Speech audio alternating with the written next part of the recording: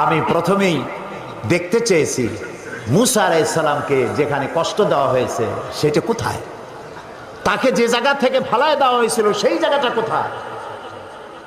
আমাকে সেই সব জায়গা দেখানো হয়েছে যেখানে তার মা হযরত মুসা আলাইহিস সালামকে ছেড়ে দিয়েছিল বাক্সবন্দি করে, বাক্সের মধ্যে বন্দি। আল্লাহ তাকে বলেছেন, মাকে বলেছেন, তুমি মুসার মা, তুমি তোমার বাচ্চাকে বাক্সের মধ্যে বন্দি করে এখান থেকে ফেলে দাও।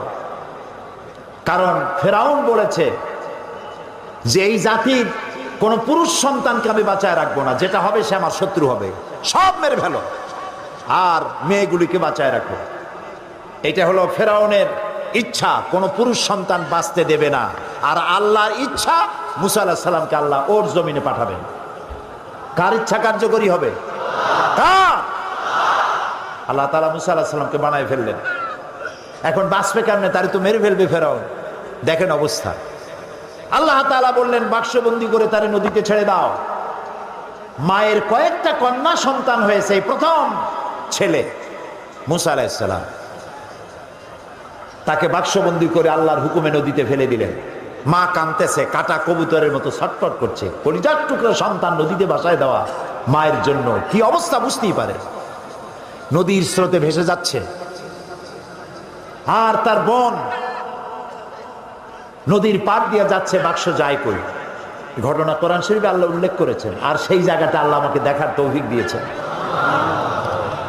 ভাসতে ভাসতে এই বাক্স গিয়ে থামলো ঠিক সেইখানে যেখানে ফেরাউন আর আসিয়া দুজনে বসে পড়ন্ত বেলায় নীল দরিয়ার দৃশ্য দেখতেছে, বাতাস খাচ্ছে, ঢেউয়ের তাল দেখতেছে। বাক্স এসে সেখানে থেমে গেল। ফেরাউন আশ্চর্য হলো, বাক্স এসে থামলো এখানে, দেখো বাক্সে আছে কি, উঠাও বাক্স। বাক্স উঠানো হলো, খুলে দেখে গোলাপের পাপড়ির মতো চেহারা সুন্দর একটি বাচ্চা। ফেরাউন বলছে, এই তো আমার দুশ্মন, তরবারি আনো, হত্যা করো, আমার দুশ্মন পেয়ে গেছে।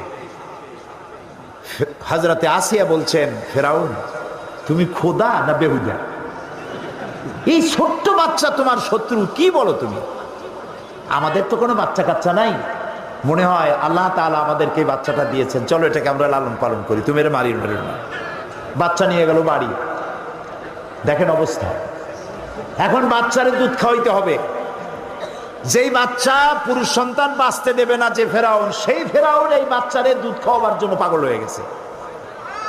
ধাত্রীগুলো ডাকা হলো, কোন ধাত্রীর কোলে সে ওঠে না, বাচ্চা কারোর দুধ মুখে নেয় না, খালি কাঁদতেছে। আল্লাহ রাব্বুল আলামিন